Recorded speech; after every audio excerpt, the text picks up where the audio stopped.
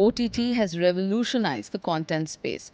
Netflix, Amazon Prime, Hotstar, Sony Live, you name it, and we are spoiled for choice. What kind of genres, what kind of content do you see really doing well in OTT right now? Lighter, entertaining stuff is what I think the audiences are completely excited about. The beauty about OTT is that there's something for everybody. Somewhere we do see this whole star power, star culture coming in. I don't think anybody's chasing them. Everybody wants to have a good mix. Streaming platforms don't want to sometimes commission or agree to carry content which can be political, can be controversial. Now, whether it's political or not, it doesn't matter. People get offended for anything these days. Why will I create something which is going to give me harassment and legal costs I have to bear just to prove that I'm right? Actual rules coming out towards censorship of OTT. Do you see that for coming up? What we're expecting are maybe more clearer guidelines. What are your tips to the creative people who are trying to make it in this industry? Always be authentic to your roots. Be very disciplined. If you want to be lucky, only consistent hard work and discipline can make you lucky. Sidharth Jain, he is a producer and founder of House of Talkies and the founder of The Story Inc. I can't remember the last time that I watched cable television. OTT has revolutionized the content space. Netflix, Amazon Prime, Hotstar, Sony Live, you name it, and we are spoiled for choice. Hello and welcome to What India Needs podcast with me, Shutapa Paul. Over 480 million Indians are consuming entertainment via OTT platforms. But even as the segment grows, it faces threats of oversaturation, poor quality content, and of course, censorship. Who better than our guest today to discuss all this and more? Sidharth Jain, he is a producer and founder of House of Talkies and the founder of The Story Inc., India's largest book-to-screen adaptation company. Siddharth, thank you for joining us on What India Needs podcast. It's a complete pleasure to have you on our show. Likewise. So my first question, what kind of genres, what kind of content do you see really doing well in OTT right now? And also, what do you see picking up pace? So, I think we've seen a couple of years of more darker, serious dramas. I think we've kind of opened up this year towards more entertaining content. So, if we see what's been working on the Hindi box office, generally, whether it's a film like Stree 2 or it's a Munjaya, lighter, entertaining stuff is what I think the audiences are completely excited about. If you look at social media, the comedy clips always do the best. So I think more entertaining, light-hearted content will be more, wide audience. I think that will do better. But having said that, I think the beauty about OTT is that it's like a buffet, right? So there's something for everybody, and as long as it's a compelling story, or it's an entertaining story that's told well, that's insightful and entertains, I think everything will do well. It's just that I think we need to be more diverse in our storytelling. And I think we're reaching that point. It's really, I think, I'm pretty optimistic about next year. Right. So, So far we see that a lot of crime thrillers, a lot of young adult, the younger genre, that's been picking up pace. Obviously, the standout content does well, but somewhere we do see this whole star power, star culture coming in, right? Something that OTT was not earlier well known for. It was more a very democratization of content and opportunity. Do you see that affecting the content that comes out? so I don't think OTT was democratization of content. Okay. OTT was basically you can consume content at your convenience and the kind of content you want to consume on your own without having consumption by appointment. Right. Right? So that was the proposition. Convenience and ease. From wherever you are, you can watch whatever you want. Right. Democratization is more a function of I can upload user generated content on YouTube or social media. I think those mediums are your own mediums. There are no gatekeepers there except, there's some laws around certain kind of content that you can't Right. say like adult content. But I think that is where the democratization started. So it's there on YouTube and social media. But when you come to premium platforms that consumers pay money for, subscription, or whatever it is, right? Then it is very specific premium content that is curated, commissioned, paid for, and expects to get the money back. Then that kind of content is a very different lens of content. And largely because when we spoke about drama and mystery and that kind of content works well on OTT because you want the audience to binge. What Yeah. next? Generally, a family drama or a comedy won't have enough plot hooks. So that's why for OTT, that kind of content works better. And as the OTT space is getting crowded, it's getting so competitive. Now you need to stand out. So the stars help in marketing and standing out of the crowd, right? Right. So it's all a function. At the end, it's an FMCG product. It's a product that needs to be marketed. It's a product that someone has to pay for. And how to get their attention? Because attention is the biggest issue today for all kinds of entertainment and content sources and platforms. Right. I mean, Instagram Reel is also competing with my time on Netflix or Amazon or YouTube. If you ask me personally, I consume maximum content on YouTube, right? So then what will pop? Something that if somebody's known is going to talk about something that's relevant and useful. Right. So I think it's a very comparative gamut now, but it's a fight between free content and paid content. True. So, fair point. I agree with what you meant about, democratization of content, that is being user generated content being that more. Yeah. But what I meant was that, with the younger writers or the newer writers or even actors, right? There was a time, not essentially just Netflix India, but, OTT in general, when they had more opportunity to get their work picked up by those platforms. Today, when you have bigger stars coming in, I mean, everybody has a budget, right? So the platforms also have a budget. If you spend so much to get an Akshay Kumar film or an Ajay Devgan series, you're spending crores. Do you then have budgets to encourage others or get, some edgy stuff on your platform? So I think I don't think it's. I mean, of course, there's a trade-off, right? Because there's X amount of money to spend, but I think they plan their portfolio pretty smartly. Of course, some bets go wrong with its content. At the end, a platform will stream what the producer and the director make and give them, right? Because the platforms are not sitting and creating them; they're financing you and they're giving you distribution, right? So I think their intention always is very smart. That they'll have, see, every business will have some tentpole content that will make it worthwhile for the subscriber to continue subscription. Yeah. Then you will have the content that's like the surround content that will make you come back every day or every week, right? Till you're waiting for the next tentpole. But tentpoles are important, and you need to spend for tentpole. But on the other side, I feel it's not coming at the cost of new talent not getting representation and opportunity. I think it's the opposite, because then also there are so many shows getting made and so many films getting made on the OTT side. You see so many new stars have emerged in the last 3, 4, 5 years. If you see the most popular guys today, they're all newer talent. These faces who were character faces a couple of years ago, they're all leading shows. And I feel there is enough opportunity. And if somebody is really new, untried and untested, then I think they need to first make a mark in theatre, make a mark through short films, go on YouTube, go on social media, get acceptance. Audience should like you naturally. You can't force people to like anybody. And if somebody pops, that person gets an opportunity then. This is still a tough industry, right? I mean, OTT has helped and is helping younger talent, younger writers, newer faces.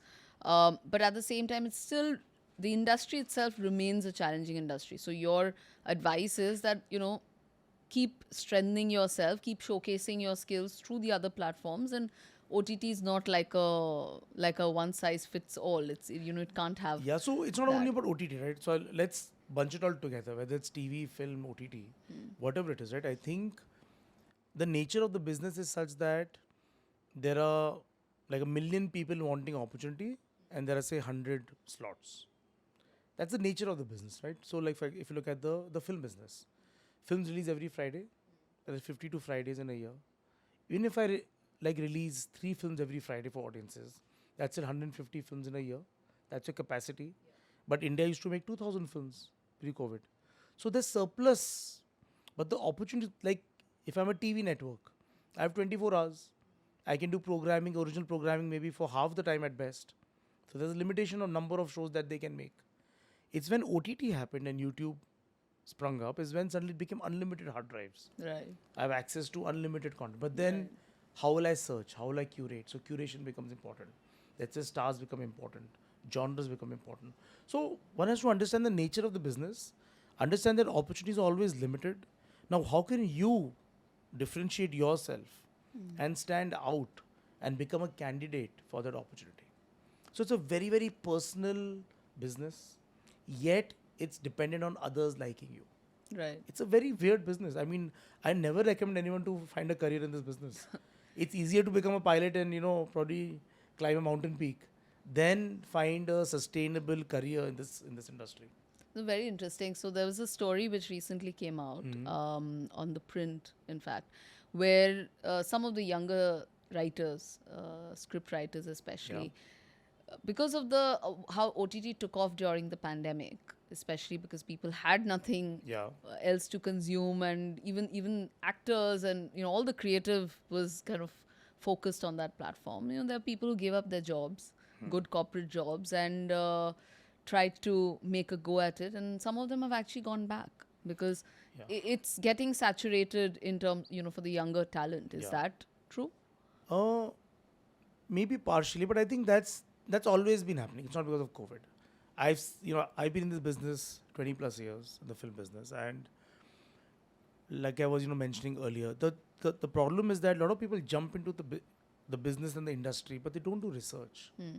They don't understand the history of your industry, see how the industry functions, and if anybody really does a bit of research, they will not make such rash decisions without being kind of mindful that this can be an outcome Right. wherein you may not have enough work where people are paying you to write. For example, if you're a writer, most people would not pay you in advance. They'll say you write it. If you like it, then you'll pay you for it. So some companies will give you a salary, some will give you advances to sign. But a large amount of people who are untried and untested have to prove themselves. Right. Right? So it is the nature of the business. I feel bad for people when they come, they leave something and it doesn't work out. But I said, but you have signed up for that. It's like when you sign up for Big Boss, somebody will get out every week. Yeah. You Right. can have a grudge, I got out on the first Yeah. week. But that's the nature of the game. You jump with your eyes open. Yeah. So if anybody would do bit research on how the industry operates, and if you care to read a bit about the history of the industry, there's so much of interviews of like older people who talk about their times.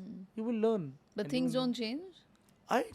The nature of the business can't change because it's dependent on a random person whose audience Right. to either like or dislike your content and pay for it or not pay for it. Because it's always dependent on that. I feel the change will be on the kind of content you'll make, Right. the format of content you'll make, the creators will change, but the economic nature won't change too much. So, fair point that the economic nature of the industry doesn't change. But does the way the industry function, not the creative side, but payments, where you're paying a fee, or you're paying your staff, you're paying Yeah. your team, you're paying the production house, you're paying a composer, have things improved there? Because we hear a lot of horror stories about delayed Yeah. payments and frustratingly long delays. So, Right. So this, has been a very common problem, I think, in the country since many years. yeah. In our industry also, yes, it's been a problem.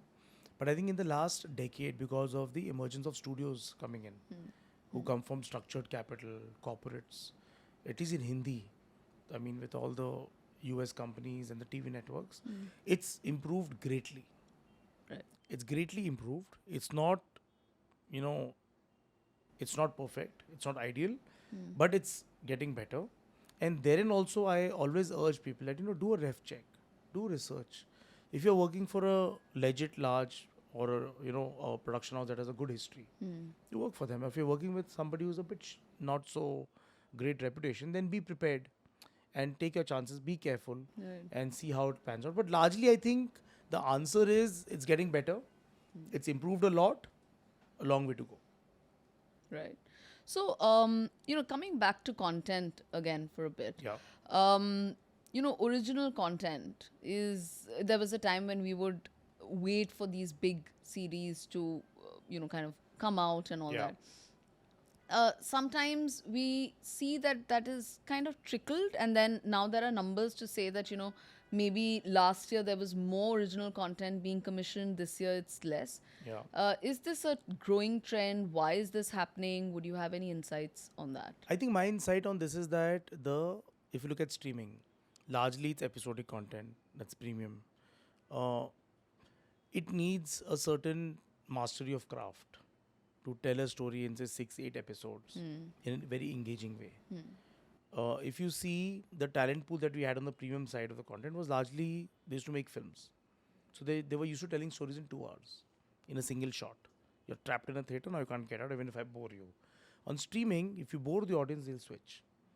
So I think as an industry also our talent, our writers and filmmakers have been learning this craft of how do you write effective, compelling scripts in the episodic format at a high level of aesthetic. And a lot of trial and error learning has been happening for the industry itself, for our creators. So I think it takes 5, 6, 7 years of doing it 2, 3 times to really figure, okay, this is how we do it. Right. So it's a learning curve. I think streaming, I remember when I joined Hotstar in 2015, it's been now 9 years. And if you take COVID into account, I would say let's assume it's 6, 7 years because there was a lot of disruption and delays. So I think now it's getting better. People are figuring the craft. A lot of things that are put in development didn't turn out as well, and it can be anybody's fault. The point is there's a learning curve. Right. It is a very very structured craft of writing for streaming because streaming audience is not forgiving at all. Right. The theater audience is trapped in a theater, they are fine. Streamer will switch. And most platforms, the biggest challenge is that people complete the shows. They don't drop off after like 1, 2, 3 episodes. So learning that technique is tough. It's not easy. People think it's easy to write a series. I'm struggling to find good scripts. I can't find good scripts at any point in the year. And it's so difficult to create a very good script. The people underestimate the whole task of writing. They think anybody can write anything. मेरे मामा जी फूफा जी has a story, इसका बना लेते हैं कुछ. It's not like that. It's very very difficult, especially when you have crores riding on it. Yeah. If I'm going to aspire to work with the large international streamers and I want crores of rupees per episode, I better have the craft and talent to deliver that. And we don't have that much of good talent that's scalable. If I've got 5 good writers and 6 good directors, they take 2 years to make one show. Then I have to wait. So that also, so I think it also comes down to the creative process, the talent that is working on it, which obviously In has fact, I'd say that. it's a great opportunity because there is shortage of good talent. There's not shortage of talent, shortage of good talent. The talent that knows the craft. They are in great demand because they don't exist in large numbers. But you have to work really hard to come to that level of creativity. Right.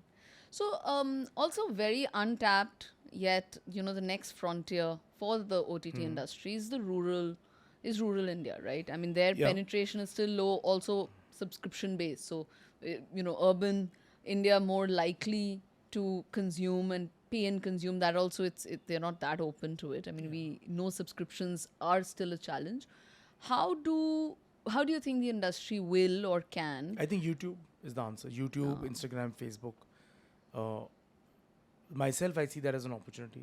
We are launching a network of content network early next year, which is addressing this free content.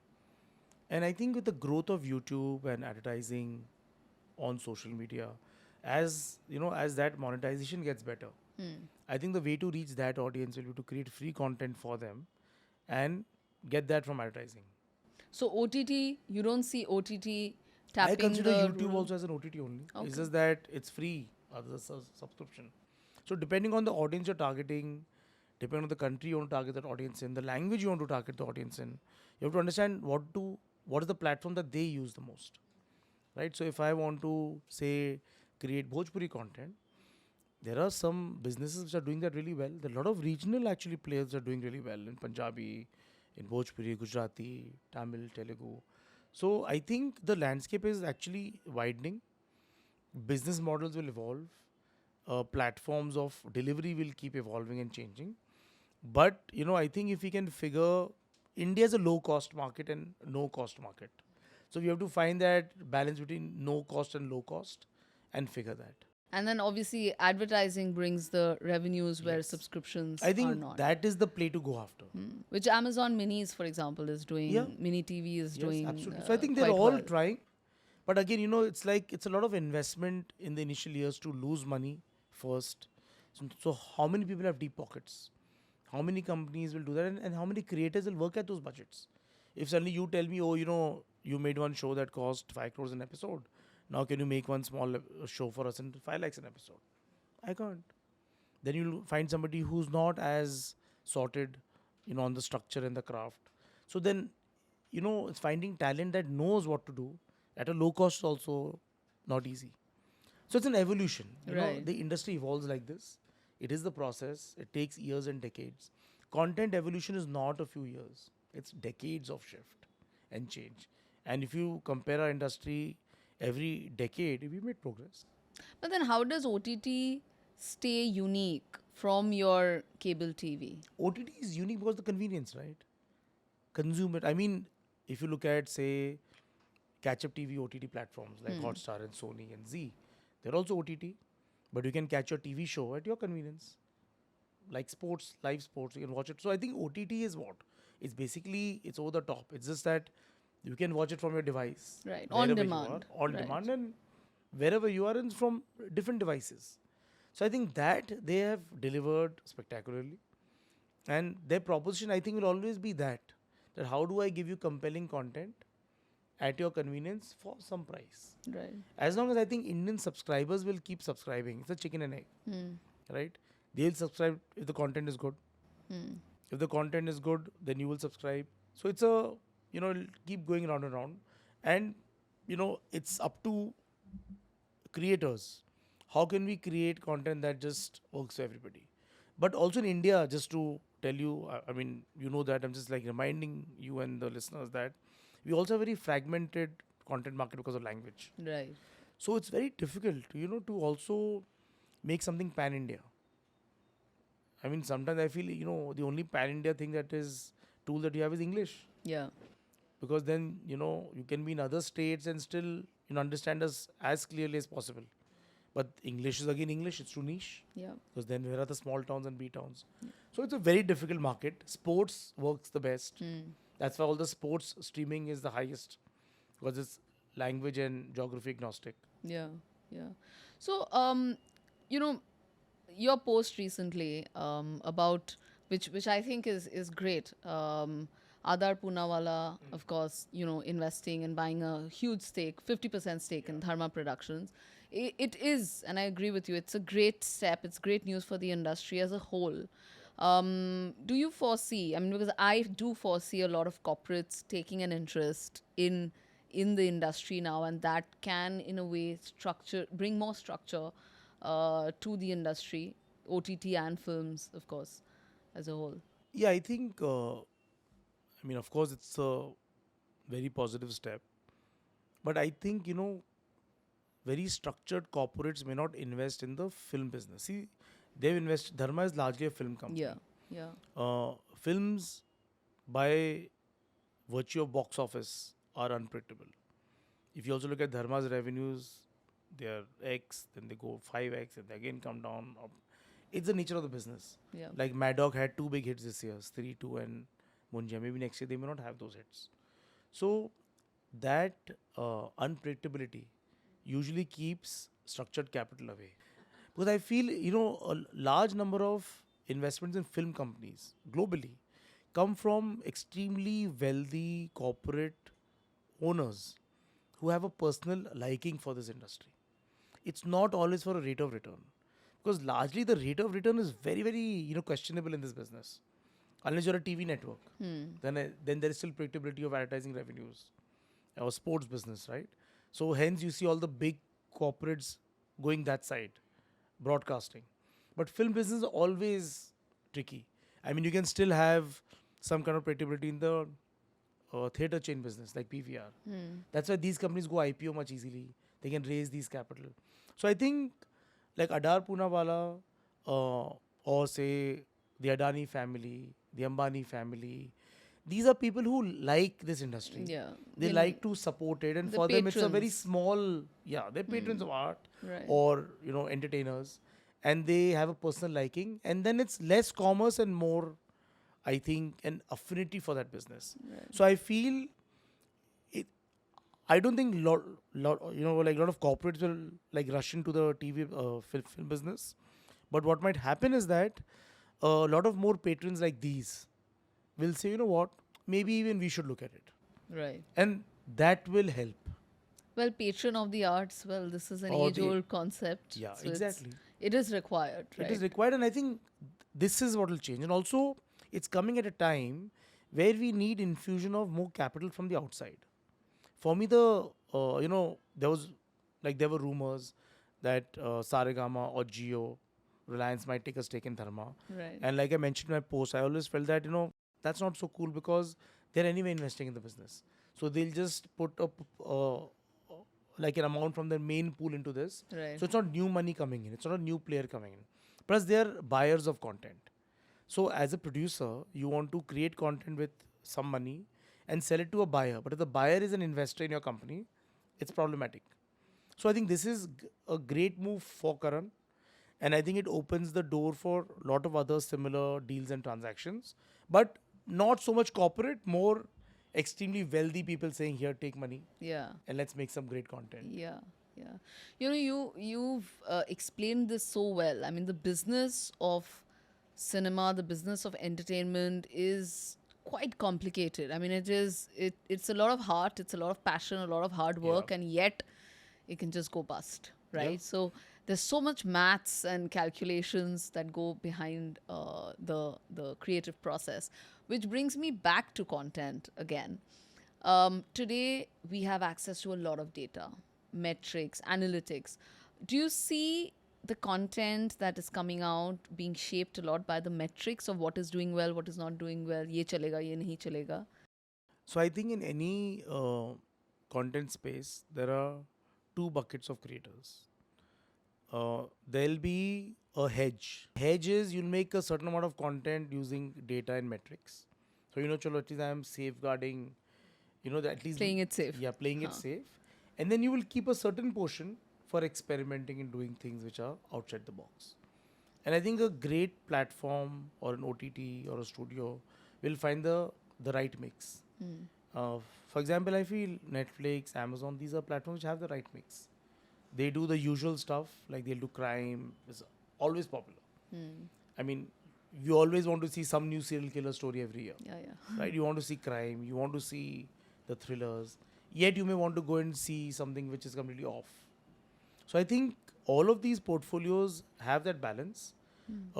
TV was less adventurous because they Yeah. wanted to please the advertisers. The mass market also. Also the advertisers. No? Yeah. Or that we can't associate with this kind of content. Yeah. Then you lose a big brand. Yeah. So TV was less, adventurous. Film was somewhere in between. But I think at OTT they are, experimenting, and I'm pretty happy to see the way it's evolving. I really admire the way the OTT platforms in India have evolved over the years. I think they've had their share of, failures and successes, but they're learning and pivoting really fast. And it's really heartening to see that the industry has gone through a very tough time, but they're not to be blamed for it. It's the industry. If you look at the Hindi film industry, last 10, 15 years, we haven't invested as an industry Yeah. in nurturing new talent and good Yeah. talent.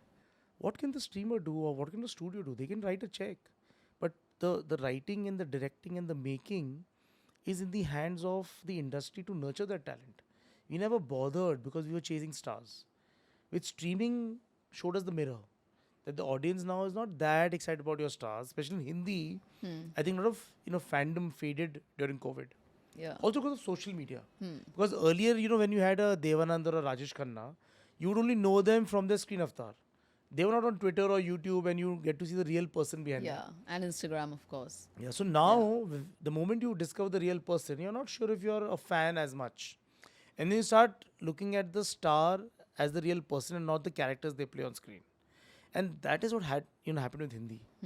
The stars are so accessible every day that the sheen of fandom started fading, and that sheen started fading, and streaming took precedence, and that's why you had films and series where, we call them OTT stars.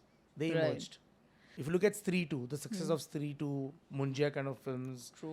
True. 12th Fail, True. Panchayat. Panchayat, Yeah. where I are the mean, big as stars? a series, So Panchayat. it's Yeah. fact, the big stars are faded. Except Shah Rukh Khan, who's doing well? But the streamers are still chasing some big stars, and I you don't, have the I don't, Akshay Kumars and the Ajay no, Devgans, they're chasing hundreds them. of I mean, why crores. will they not have like 1 out of 10 films of an Akshay Kumar film?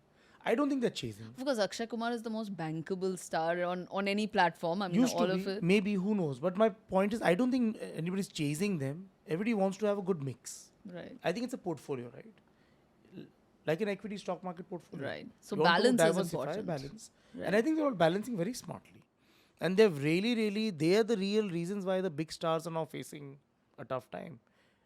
Number True. one credit goes to the audience.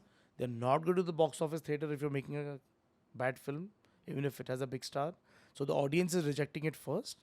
And the streamers and the TV networks are saying, you know what, I think we'll pay less money because the film hasn't performed on the box office. So the system has created this 2 year of flux. And it's a positive thing. Because when we will look at it these 2 years in hindsight, Yeah. this will be a very important inflection point. Absolutely. So it was much needed. Unless you have these big straight to whatever theatrical release happening on OTT first and Straight to not digital, straight to digital. that also happens, but it's faded. It's reduced. If you Right. see, largely this year, a lot of the films that came direct to streaming were commission films and not acquisitions. So the shift is real, and I think streamers, you have to give them credit. They've really made it more rational, and they were a bit irrational because there was a huge glut of content because of COVID and lockdowns. So they went through that phase where they had to overpay for big star films. But the moment the glut went and things came back to normalcy, they have become very rational. So I consider you as an industry insider since I'm Okay. an outsider. Um, the people who are calling the shots at Yeah. the streaming platforms, and don't be nice, don't play nice. Uh-huh. Do you think they have all the understanding of how the creative process or the business itself works when they're picking and choosing? Is it a good balance in their judgment? Is there a good balance in their judgment? So I'll put it like this, right? Uh, as an industry, streaming is very new, and episodic format is very new for us. Whether it's me in that seat or the person who's there now, I think we are all almost equally experienced and qualified. There's no perfect person for the job, and there's no perfect decision because it's a creative choice. It's largely driven by your instinct, and you bet on it. It is very instinct driven, and then a combination of data driving it, and also having faith in the talent that's coming to you. Let me tell you, the talent needs to pull up their socks. Level up. Yes, absolutely. So I feel the platforms, whoever is there, see, they keep coming and going. It's not like one person is running the show. It's not like one king deciding what to Yeah. do. I think they all have teams. They keep churning. Somebody's not doing well, the person is fired, the new person comes in. They're very, I think there's a lot of pressure on them to perform. And if you look at their performance in India, it's getting better. Netflix is doing so well now, right? Yeah. And like earlier, like Amazon was doing really well. Netflix was a bit playing catch up. They have really made great strides. I think because of the merger, Hotstar, Sony, Z were all kind of taking a backseat. They're all coming back now. So I think they're all fine, because if you tell me that, okay, this person is not good, let's replace him. Who will you replace that person with? Where There's no talent there also. Yeah, it's not about, I'm saying this, like, see, so our business is not about talent, it's about experience and instinct. Yes. Instinct gets better with failure. You have to fail a few times, and then you know what not to do. And so I really feel people judge the executives in these platforms a bit harshly, and because they're probably, they got rejected. Of course, even if I also get rejected all the time. I feel really bad for 2 days. But then you have to understand that there's a reason behind that. why they are reacting in a way. And if you're smart and you've experienced this industry for many years, you understand the nature of the business. They're in the business of saying no. See, just understand, right? If say an X platform has to commission 10 new shows a year, and if you get 1,000 pitches, you have to say no to 990. True. True. So you're in the job is to say no. But sometimes the no comes out of not wanting a controversy, which is what my next question was going to be. That the whole point of freedoms and self-censorship, right? It's there are no hard and fast rules yet, thankfully, for OTT platforms. There's a bit of the IT rules 2021, which some of the content can get flagged off. But mostly it's self-regulation, right? You're supposed to self-regulate. But content has created controversy, whether it's Tandav in 2020 or whether it's IC 814 now. What we hear and understand from other industry insiders also are that streaming platforms don't want to sometimes commission or agree to carry content which can be political, can be controversial, can rile some feathers. So where's the balance in that? So let me put it this way. I'm in this business since more than 20 years. Whether it's any government, because films always had censorship. So we are used to censorship. And I'll tell you why. Because I believe, this is my personal belief, is that in a country where you have freedom of speech, every person also has the freedom to get offended. The problem with India is that Indians get offended very easily now compared to the past. Growing up, we used to say anything to anybody and people are fine. Now you have to think about everything. You have to think 3 times before saying something to anybody, even in a casual conversation with a friend. So this freedom to get offended, what happens is that with social media, it just picks up unnecessary, attention, and a producer like me or a director who's made a piece of content gets harassed because people will file all kind of cases, even if they have no merit. Yeah. They'll harass you. Somebody will file a case here, there, everywhere, just for fun. And that harassment hampers our everyday activity. Absolutely. It hampers my right to make a living and go and shoot a good podcast with you instead of running somewhere because some random person has found offensive, and because he has the freedom to get offended in this democracy, it's a problem. Now, whether it's political or not, it doesn't matter. People get offended by anything these days.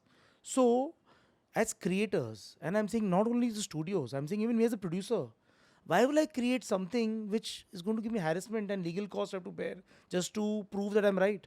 And I didn't intend to hurt you, but you felt hurtful. So it's not all coming at the studio level, let me tell you that. It's also directors, writers, producers get harassed. True. So if somebody got harassed in Tandav, it's not only Amazon. The writer, director, actor also got harassed, right? Now, maybe the people who got offended were political or not, it doesn't matter. Because it's a myth that only political people are harassing you. No.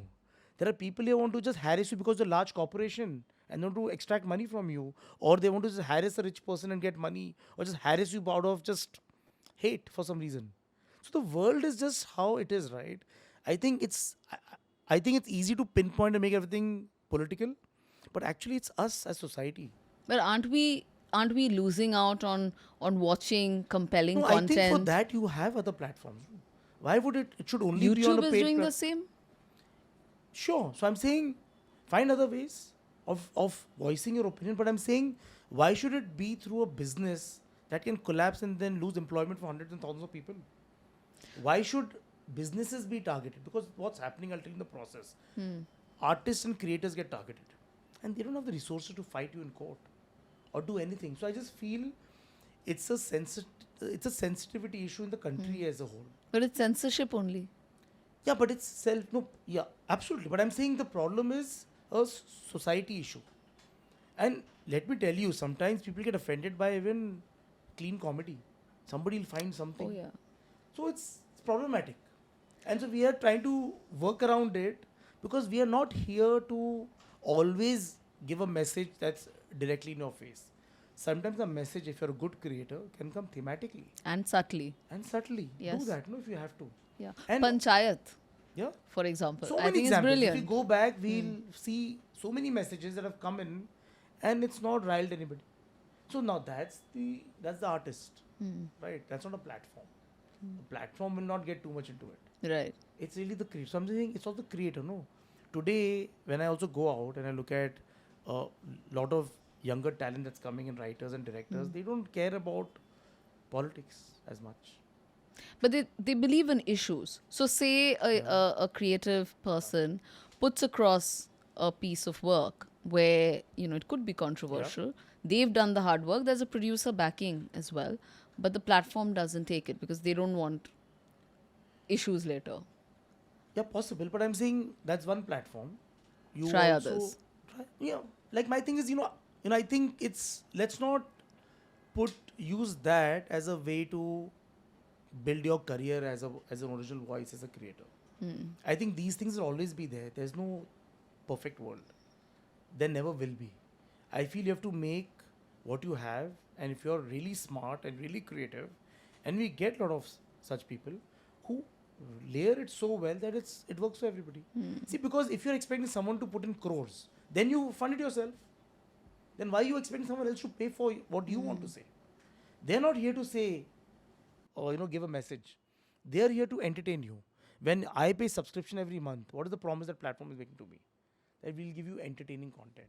Sid, do you see that actual rules coming out towards censorship of OTT? Do you see that for coming up in the future? Yeah, I would say, there has been discussion. I think the government has been discussing with the trade bodies. Uh, I keep seeing some emails being circulated about, but I think it's more about what we're expecting are maybe more clearer guidelines. And I'm okay with guidelines. I feel it thrives. Creativity thrives. Uh, and I expect the guidelines to be not very different from where we are right now. So I don't expect any major disruption because every time I, attend any of these events where we interact with people from the government, they seem to be very, very supportive in general. Like, I go for the NMDC film bazaars, we meet, ministry, people there from the INB. They've been very, very, supportive in general. And if they had to do something harsh, they would have done that in the last few years. I think it's just that it's good to have guidelines. And I think my concern more is pornography and other things which affect children and society. And I Right. feel I'm more concerned about that. It's not about storytelling or telling stories that have a bit of politics or religion. I think we should anyway be mindful about hurting other people as creators. So I'm very mindful. We don't want to hurt anybody's sentiments in general. And I think platforms also have that same positive attitude. Let's not hurt anybody. We are here to entertain people. Let's entertain. If you want to give a message, make it subtle, make it thematic, and let it flow. My concern more is, like I said, pornography and violent content that is not right for consumption. Right. So maybe some kind of a guideline to prevent those things from happening.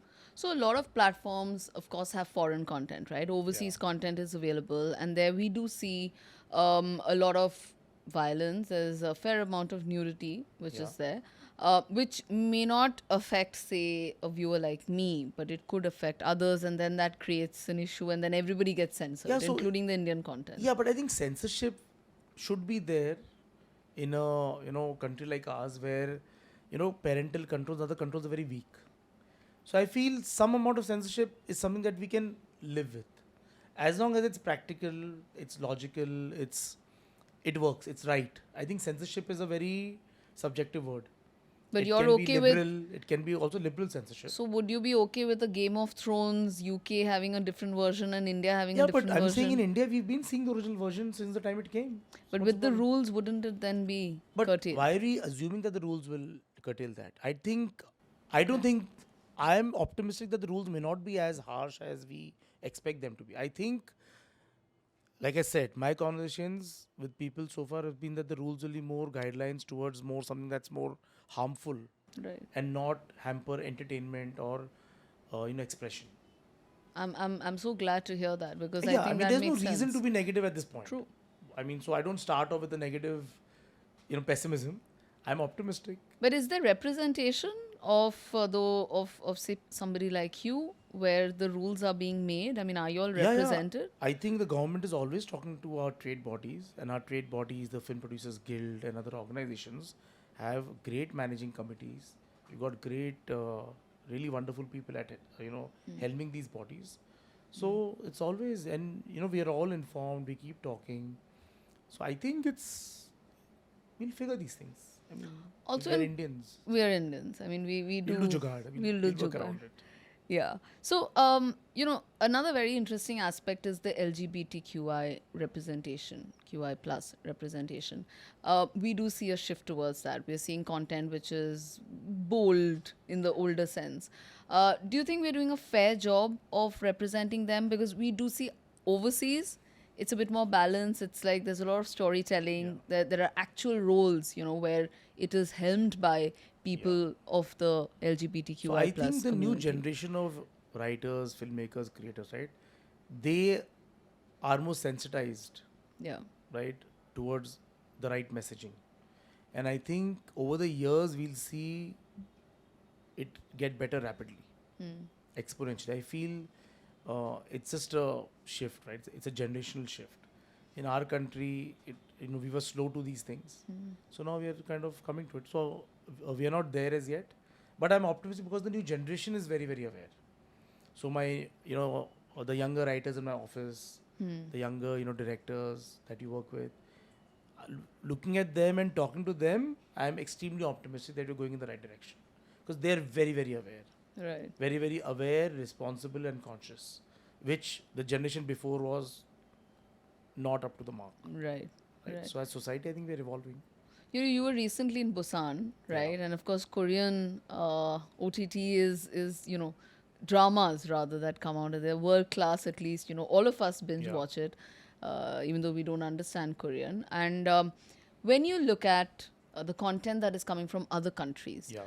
which countries or which languages do you think are doing a great job, which Indian creators should kind of take some So inspiration like you from? mentioned, Korea, I think they've really upped the game on content, whether they're Korean films or K dramas, and it's such a tiny nation. Yeah. I was amazed my first time in Korea. Such great work culture. They're such nice people. They're so professional, and I think from that's why I get why they can create so well, right? So I think Korea is obviously there. US has always been leading Yeah. the globe. They're also getting better. I think UK, Europe is a little lagging behind, but France, Spain, these countries have always been, like a bit better. I think Japanese content Yeah. is also like evolving, especially on the commercial side of genre content. And I think India is getting better. I mean, like I said, I think the new generation that's going to come in, they will really drive that change in storytelling. You don't think our quality is somehow, somewhere, it's See, our getting a bit quality, bad? quality is a function of two things: budget and your target audience. So, if your target audience is paying and they endorse, content that they want better quality and they pay for it, then the creators will improve the budgets and you can make better content. So, India is still somewhere where people want everything for free. No. So, वो free culture में how can you improve the quality? Someone has to take a hit. So I think like I said, I think it's part of the evolution. We are going in the right direction. It's a slow journey, but it's always been slow. And as you were telling me earlier, that it's the audience that also demands the kind of content Yeah. that it's receiving. So I think the right? audience also getting better. No, the fact that the audience has rejected all the big film star films in the last few years in Hindi and saying it's crappy just because it's star, I'm not going to watch it. That's great. Where did we have this era before? Yeah. They were watching anything that the big stars are making. Yeah. So I think the shift has already started. Yeah. Our audience usually is a 2-3 years ahead of the creators, because today if I think of a story, I want to make a great project, it'll take me 2 to 3 years by the time it comes on screen. So there is a lag. So I think the shift that started 2 years ago, the results you'll see in 26, 27, 28. So be a little patient. Okay.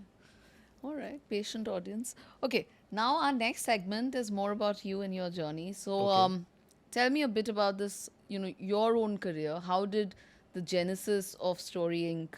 Tell us a bit about that. It's so So exciting. see, I never wanted to be a producer or be part of the creative industry. It was never a goal, never an aspiration. I didn't know. And I started with being in the world of finance, Yeah. and then .com, and I accidentally kind of got into this business when I'd gone to meet a friend in Los Angeles. And I thought, oh, this sounds like fun. Obviously, I was delusional. I didn't know what's in store. I didn't do my research, and I just thought this sounds like something that I can do. And I started with focusing on the co-production finance side, and very quickly I got drawn towards development and the creative side of the business. And then I've been a producer. I worked in a US company in Hollywood, then I focused on Bollywood, worked with a bunch of studios. My last job was at Hot Hotstar when stuff. Hotstar started 2015. And through those years, after I left Hotstar, I want to do something different. I figured that with all these OTTs coming in and with all of the need for content, uh, nobody was focusing on what to make, where is the story. So that drove me to find a solution to that problem, and I started the storying. Started with finding books for screen, and now we've expanded that ecosystem of books and authors. We also represent a lot of emerging young screenwriters, and then we got into developing our own projects. Trial by fire happened because of that, and since then, now I wear two hats. One is the storying hat, and one is the producer's hat, and we are now developing and producing more shows and films for all the major streamers. So that's a parallel thing that we're doing. I mean, Trial by Fire is, I've told you this earlier. I mean, I think it's superb. It was, I think, one of the best things I've seen in a long time. India does not do slow burn well. And I think this was a seminal kind of piece of work. Tell us a bit about that. I mean, congratulations, of course, Siddharth. I mean, it's long overdue. But tell us a bit about that experience. So, firstly, thank you so much for this. I think for me, the story had to be told. And very early, when I came across the story, when I met the parents, I told them that, that this will take time because I don't want to make it like a typical masala film or a masala Indian show. And I wanted to do something that is takes this story seriously, and it's been told by the right people.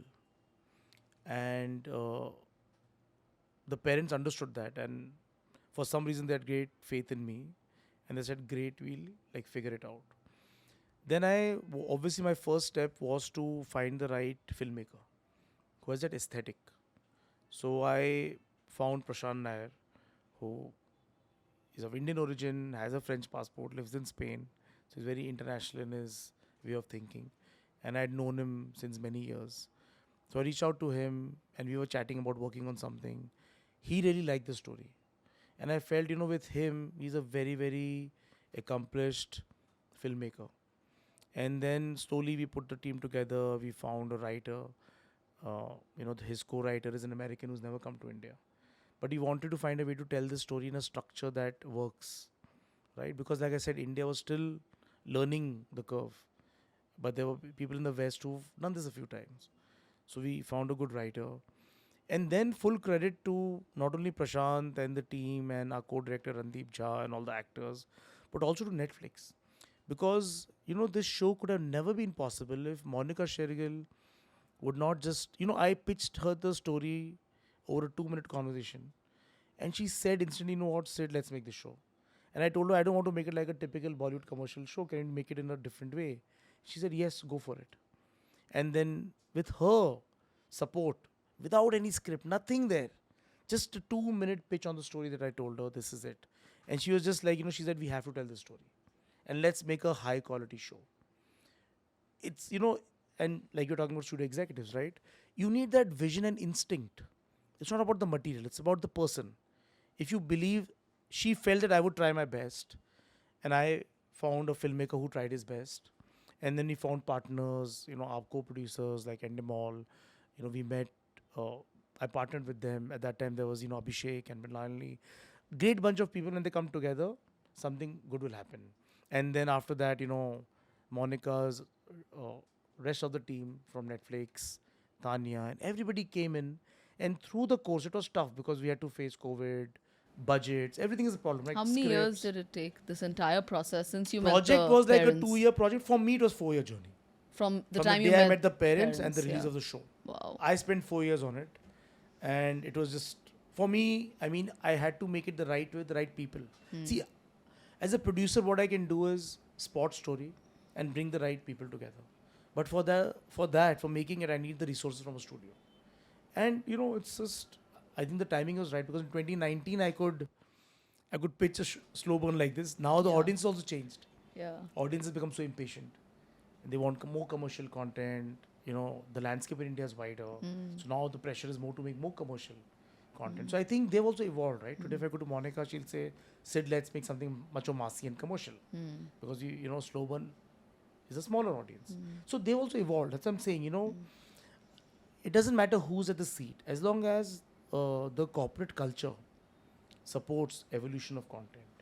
Netflix, I think it's the best company that happened to this industry internationally in America and in India. Of course. Because as a company, I think at the helm with Reed Hastings and Ted and the team that they've built, the work culture that they've created, it's the best place to work. It's a dream come true because now we can tell stories that don't need a big film star, that doesn't need Yeah. a cinema theater or anything else of those trappings. This show was greenlit with no cast. Right, so I'm a great believer in the system. Just that you have to understand the system and work accordingly. It's a game. Yeah. You want to play poker, you know the rules of the poker, understand what the game is about, then you play the game. People just come in, want to play the game without knowing how the game is played. And I mean game in a positive way. Correct. Yeah. It's an industry. Yeah. You play it with the way it works, makes sense to everybody. It'll make sense. I hope that we do see work like this coming out, and I hope the audience demands it. And I know it'll be a small set of us who probably want a show like this to come. But this incident, which is for us who grew up in the 90s, I mean, Yes. for us it's something Especially that Delhi. especially Delhi, and you can't forget. And the fact that it took so many years for this to come out, and there are millions of such stories, I think, from every part of the country, not fire related. I mean, generally indelible stories, right, which need to be told. And for me, when I look at OTT or including YouTube, I hope that our creators can tap into those stories. But coming back to Story Inc., you're also doing a phenomenal job of educating younger talent. You're honing them, you're nurturing them, you have workshops and courses. Tell us a bit more about what you're doing at the Story Inc. with the younger talent. So for me, Story Inc., it's a mission. Story Inc. is not for me a profitable venture that I need to run. I mean, I can say it, it's a loss-making company. I run it by the money that I make as a producer. For me, Story Inc. is basically how do we expand the ecosystem? We're talking about content. How will content change? It'll only change when you mentor younger talent, when nobody wants to pay them money or wants to support them because they've not proven themselves.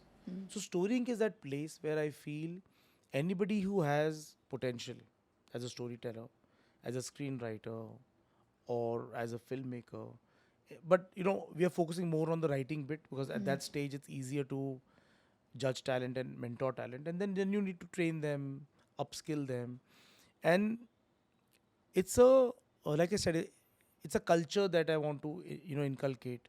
It's not about me. The system should work on its own. So we are still far away from where we want to be, but I think Storing is a very important company for the industry, in my opinion. I don't know Of course. what others think, but I feel it is at one place that anybody reach out to us on Instagram, on our website, find my number, find me on LinkedIn, and we get hundreds of people reaching out to us every day, every month, and it's tough to find the needle in the haystack because not everybody has the potential or the commitment or the Yeah. craft. But I think if the person has talent, is willing to commit, at least we show them a path. We show them maybe you can do this. First, I tell them don't come in this business. It's not an industry, not a career. First, I discourage everybody. Yeah. But whoever survives that, then we show them a path. So it's a mission that we want to make sure that young voices always find a way to get in from here. And a guidance. Guidance, Right. mentor. So we are big on guidance and mentoring. Yeah. For me, it's really telling people how this operates, what are the pitfalls, and now you work accordingly, and then you work around it, and then everybody has their own. Because something like this has not been done in the structured way that you're doing, I think, earlier. So Like I would give a kudos. lot of credit to Subhash guy for Whistling Woods, and then his daughter and son-in-law Rahul and Megha have been running it. It's really one of the most important institutions that came in the industry in the last few years, in the last decade. Right. Because otherwise, where will you learn Yeah. your basics and Yeah. fundamentals? So I think how Whistling Woods, I feel, has made such a big dent in its own way. I feel storying should be doing something like that, which is after Whistling Woods what? Yeah. Especially those who don't come from, say, families that are already in the film industries, right? Absolutely. I mean, The this reason I helps. started the storying.com as a platform for, online education, training and consulting is because if you don't know anybody in Bollywood and you can be anywhere, you can be in Jhumri Talaya or you can be in Canada. You can come to storying.com, submit a story, get it reviewed, get it vetted, find a mentor, find a consultant, and find a way through. You don't have to know me or Shah Rukh Khan, right? You can just come and like figure it out through these little leads that we have for you. And that's wonderful. That truly is. And how? What are the challenges of, for example, adapting book to screen? I mean, if the writer is involved, for example, or are there certain things that you would like to avoid? What are the challenges? Because you do that a lot. You're Yeah. India's largest book to screen film company. So the biggest challenge is, uh, finding the right screenwriters and filmmakers who commit themselves to a story, and then their craft of converting that story which is not written for screen, because screenplay and filmmaking is a group task. Right. It takes a full village to make a film. You need 200 people on the same page. It's collective vision as opposed to a book. Book can be the author and maybe the publisher at best, right? So it can be a singular vision. The book has no constraint of budget. Right. It has no constraint of execution of skill or location, right? All of those things. Also, you can rely mostly on the imagination of the reader. When it comes to the audiovisual format, it's so much of it, all of this. So, considering all of this, and the talent, and the craft, and the fact that I want someone to pay for the story, that whole dealing with that is the biggest challenge when we adapt any material, or even the same challenges comes when we are writing a screenplay. Yeah. But when we write a screenplay, the team has already made that choice knowing all these things. But when you look at a book, the author has not written the book keeping all of that in mind. So our challenge is that can we bridge that gap as we adapt it, because the author has not accounted for those things, Right. which is fair. And this team has to figure that can I take the author's singular vision and make it a collective vision for a large audience that will pay to consume it. And also not disappoint the fans, because if it's a well-known author, See, then you fans have will that come into place pressure. only if your book has sold 10 million copies. So say you have a well-known So, author. say for Harry Potter, Yeah. Game of Thrones. Pressure. Yeah, but if a book has sold 5, 10, 20,000, 50,000 copies, then that pressure is not there. Yeah. Yeah. Because, in India at least, the readers and the consumers on audio video are little. Not flowing together. Yeah. Yeah. So then still in that, silos. but more than that pressure, no, it's the pressure of a country where they don't read material enough, they don't read enough books. अब इनको कैसे entertain करें? Because the benchmark of a book review may not hold true for a movie review. Yeah. So it's very different. It's very difficult. Yeah. Yeah. A good book may not make a good. I sometimes feel screenplay. that the manuscripts that the publishers reject are probably the best for screen adaptation. Because they think ये तो कोई नहीं पढ़ेगा. Great, we'll watch it. Right? So I really Right. feel it's Yeah. the system at the publishers is a bit not very friendly towards screen. Right. So we have to work around it. I look at a lot of manuscripts which never get published or get rejected. And I'm saying, please send it to us first. How many manuscripts are you going through? I mean, we have a team now. We have a team that reads. So I don't read enough. But I mean, Your team as a whole, how many in a month? We get hundreds of stories every month. Hundreds. Wow. But now we've put in a system of paid reviews and paid submissions so that we can filter. Because a lot of people get lost in the crowd. And the deserving ones who are more focused and serious will then opt for a way to Stand out. stand out. Because you have to stand out. Right. The population is such in our country that in every place you have to stand out. For sure. The podcast you have to stand out. For sure. Pressure for that. Um, Last question before we move on to our fun, healthy round. What next? What should we look out for next in terms of something to watch, something to. So next is a full round of, I think, really fun and entertaining shows coming out from our stable. A very, very exciting, dysfunctional family comedy drama. We start shooting in 2 months. And then we've got a bunch of series, a few films. But what I'm most excited about are two other things. One is we're also making foray in international shows. Wow. So we're developing a few things out of the UK for the US market. So I'm excited about that. And we're also launching a content company that will create a lot of free content across languages and categories and entertain the audiences that we're talking about, which are the audiences who don't want to pay. Right. And they're not paying subscription, but we still want to reach out to them. So finding a way to do that through fiction, non-fiction, micro dramas. So a complete different approach to storytelling, but for free content. So that's the big thing for next year that I am really gunning for. Wow, lots of exciting things, Siddharth. Yeah, hopefully. Wow, all the best for that. So, Sid, we've come to the last part of our podcast. This is a fun segment where we have kale and karela juice Right. as shots instead of tequila, which I would have preferred. I'm going to ask you a couple of quick questions. If you don't answer them, then you have to have a shot. If you do answer them, then I have to have a shot. Amazing. Ready? Yes. Okay. Never have I ever. Have you chosen a book to adapt and then rejected it? If yes, name the author. If no, then I can't name the author. I'm a sensitive person. drink the shot. No, but yeah, so it's half. I mean, of course, I've done that. Okay. But I can't name the author, so I'll have a shot. Okay, you'll have a shot. What a sport. What a sport. Was it terrible? Wow. I should name the author. Oh God, and I'm saying, I think next one's going to be me. Truth or dare? Truth. An actor who you've worked with but you don't like their personality, you probably never work with them again.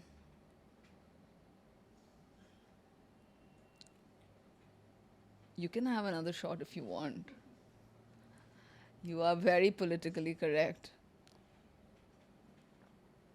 Wow. Because the thing is, I did swear 10 years ago that I'll never work with him. And then actually end up working with him. And I still keep saying I'll never work with him.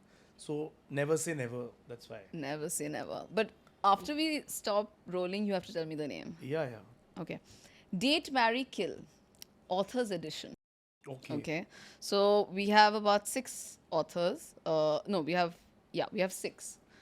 Chetan Bhagat, Devdutt Patnaik, Vikram Seth in the male options. Date, marry, kill. Chetan Bhagat, kill. Devdutt Patnaik, marry. Okay. And the third one? Vikram Seth. Date. Okay. Nice. Yeah, safe. I'll send this to Chetan. It'll be nice. I think he'll be entertained. Female options in the same. Sudha Murthy, Arundhati Roy and Shobha De. Date, marry, kill. Shobha Day date. Oh. I like to marry Sudha Murthy. She's really wealthy. And kill is Arundhati. Yeah, I mean, So I have no choice. I don't want to kill her, but I have no choice. Okay. I do want to date Shobha Day. Right. Yeah, but I think I'll learn a lot. Yeah. Improve my skills. Absolutely. Yeah, so this is it actually. There's just 4 questions. How about your shots? You ask me something then. I'm fine. I can answer or have a shot. Why don't you choose from the male authors date, marry, kill? I'm curious. Because you want to entertain Chetan Bhagat. That's why. Oh God. Shocking.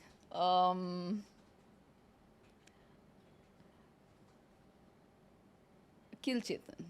Kill Chetan. Kill Chetan. Date Vikram and marry Devdutt because he's a great storyteller. Go with my answers. Yeah. Yeah, so we're kindred souls. I'll still Poor have a Chetan. shot just Yeah, for you fun. should, no? Because I answered Yeah. 2 of them. Plus, I'm jealous you're getting so healthy. I want to be healthy. Wasn't that bad, huh? So, but you've been such a sport. I just have one last question for you. Your tips to all the younger lot the ones who have dreams in their eyes, the ones who are exceptional at what they do. What are your tips to the creative people who are trying to make it in this industry? Actors, screenwriters, producers, all of them. I think if they've already made a choice that they want to do something in this industry, right? So I'm assuming they're already here. They have signed up for this madness. I think the first thing is always be authentic to your roots, because nothing can stand out the way you can stand out the way you are. Because as people, what's unique to us is our life. My upbringing, my life, my experiences are unique to me. And when we bring that into whatever we create, that makes you original. So don't try to be like somebody that you admire. Learn from their life and experiences, but don't have to be like somebody. You don't have to try and follow a trend usually. So my thing is, A, just be authentic to your roots. Your first 15, 16 years of your life. That's got so much of power that you can use it all your life in what you do. And B, I think definitely uh, be very disciplined. Because if you're not disciplined, you can't be consistent. If you can't be consistent, no matter how much talent you have, you don't know which day luck will favor you. And on that day, if you're not consistent, you lose that opportunity. So if you want to be lucky, only consistent hard work and discipline can make you lucky. There's no other way. Otherwise, you'll be unlucky most days. Wow. Wow, that's So amazing. these two things I follow. I Yeah. would suggest, Show up every day consistently no and be matter what. disciplined.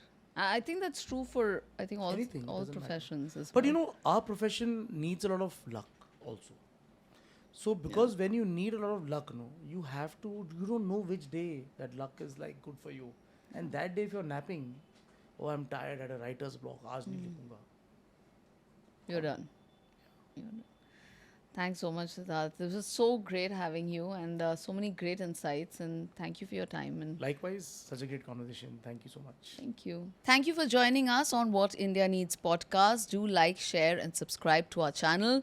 If you liked our content, would like to see any other topics discussed or a guest, please leave it in comments below. Thank you and see you next time.